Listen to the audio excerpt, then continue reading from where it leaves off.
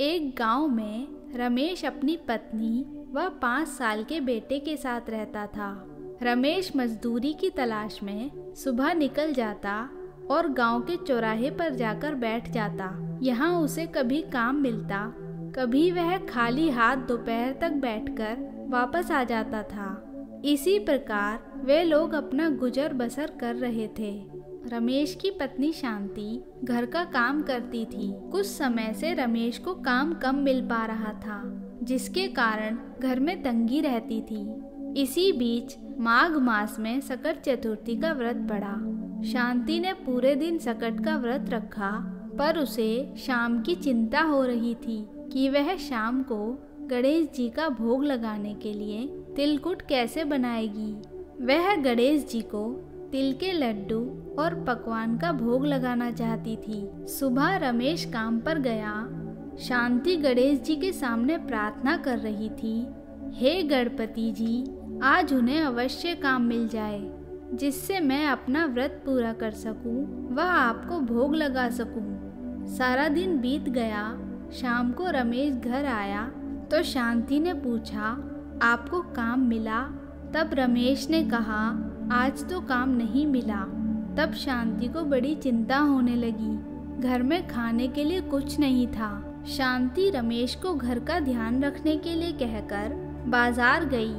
वहां उसने एक दुकानदार से खाने का सामान उधार मांगा, पर उसने मना कर दिया। वापस लौटते समय एक सब्जी वाला सब्जी बेच रहा था। शांति के पास कुछ पैसे थे। उसने उन पैसों से बथुआ खरीद लिया और घर चली आई। शांति ने गणेश जी की पूजा की और बथुए को उबालकर उसकी पिंडी बनाकर गणेश जी के सामने रख दी। हाथ जोड़कर उसने गणेश जी से कहा, हे गणपति जी, आज आपको इसी बथुए से भोग लगा पा रही हूँ। मेरे हालात आपके सामने हैं। आज आपको इसी से संतोष करना पड़ेगा। रात को जब सभी सो रहे थे, तब उनकी झोपड़ी के दरवाजे को किसी ने खटखटाया।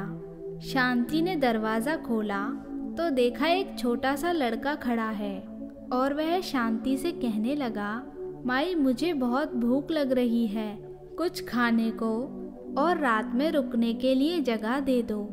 मैं सुबह चला जाऊंगा। बाहर बहुत सर्दी है। मेरा घर काफी दूर है। शांति उसे अंदर ले आई और कहा, बेटा, खाने के लिए तो कुछ नहीं है।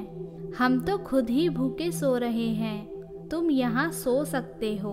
मैं तुम्हारे लिए बिस्तर लगा देती हूँ। पर उस बालक ने मुस्कुराते हुए कहा, माई, आप तो कह रही हो कुछ खाने को नहीं है, पर यहाँ तो बथुए की पिंडी रखी है। शांति ने कहा, हाँ, यह तो मैंने गणेश जी को भोग लगाया था। अगर तुम्हें भूख लग रही है तो तुम यह खा लो। यह कहकर शांति ने वह बथुए की पिंडी उस बालक को दे दी। उस बालक ने वह पिंडी खा ली और वो वहीं सो गया। सुबह जब शांति की आंख खुली तो उसने देखा वह बालक जा चुका था। उसने उठकर सफाई शुरू की। जब उसने वह बिस्तर समेटे जिसमें वह बालक सो रहा था, तो उसे तकिए के नीचे एक सोने का सिक्का मिला। उसने रमेश को यह बात बताई। तब रमेश ने कहा, यह सिक्का उस बालक का होगा, भूल गया होगा। इसे संभाल कर रख दो, वह वापस आएगा तब दे देना। यह कहकर रमेश काम की तलाश में निकल गया। उसी रात को जब शांति सो रही थी तो सपने में गणेश जी ने उसे दर्शन दिए और कहा, माई, मैं ही वो बालक हूँ जो तुम्हारे घर आया था। तुमने खुद भूखे होते हुए भी मेरी सेवा की। यह सोने का सिक्का तुम्हारा है। इसे उसी मटकी में रखा रहने देना जिसमें तुमने इसे रखा है। यह मटकी हमेशा धन से भरी रहेगी। अब से मैं हर सकट चौथ पर तुम्हारे यहाँ आऊँगा। मेरे भोग के लिए प्रसाद बनाकर रखना। यह कहकर गणेश जी अंतर्ध्यान हो गए। इसके बाद रमेश व शांति अमीर हो गए। वह मटकी कभी खाली नहीं होती थी।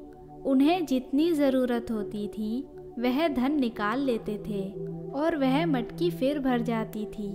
कुछ समय बाद रमेश ने अपना कारोबार शुरू कर लिया। हे गणेश जी महाराज, जैसे शांति के घर आकर भोग लगाया, उसी प्रकार सकट चौथ का व्रत रखने वाले सभी भक्तों को इसी प्रकार दर्शन देना। गणपति महाराज की जय।